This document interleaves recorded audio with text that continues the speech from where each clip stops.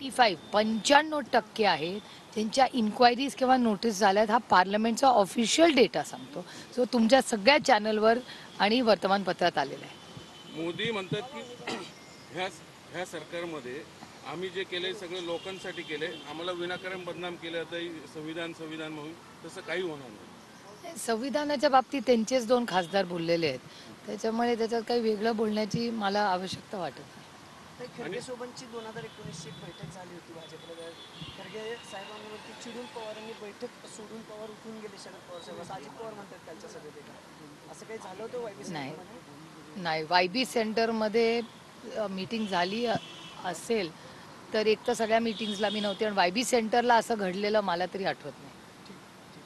ताई, गेल्या वेळी अमित शहा बारामतीमध्ये आले होते आणि त्यावेळी त्यांनी असं म्हटलं होतं की बारामती को चांगल्या बस्तीचे जे दहशत से मुक्त करवाना आहे. आज पंतप्रधान मोदी येत आहेत, आज ज्याच्या तिथेच आहेत, मात्र भतीजा त्यांच्याकडे गेलेला आहे. काय आता तो त्यांचा निर्णय. हा प्रश्न तुम्ही त्यांना विचारा ना, मी कसं याचं उत्तर देणार.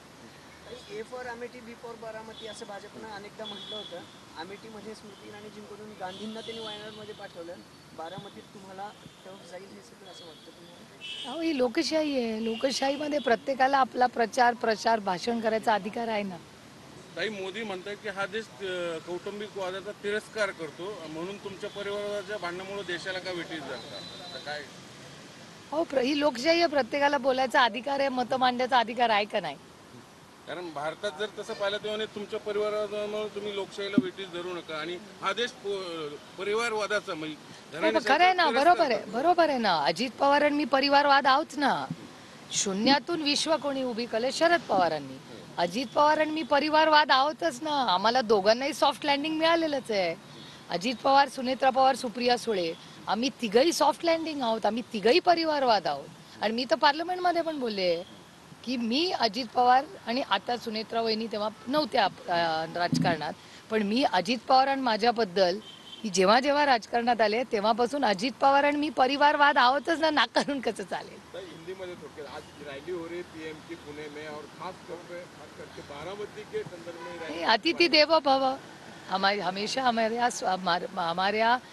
भारत में हर अतिथि का आदर और सम्मान से स्वागत करना ही हमारे संस्कार है. हिंदी में मोदी जब आ रहे हैं महाराष्ट्र में तो उनका सबसे बड़ा टारगेट पवार साहब है. तो ठीक है, एक लोकतंत्र में हर एक को अपना मत मानने का, विचार रखने का अधिकार है.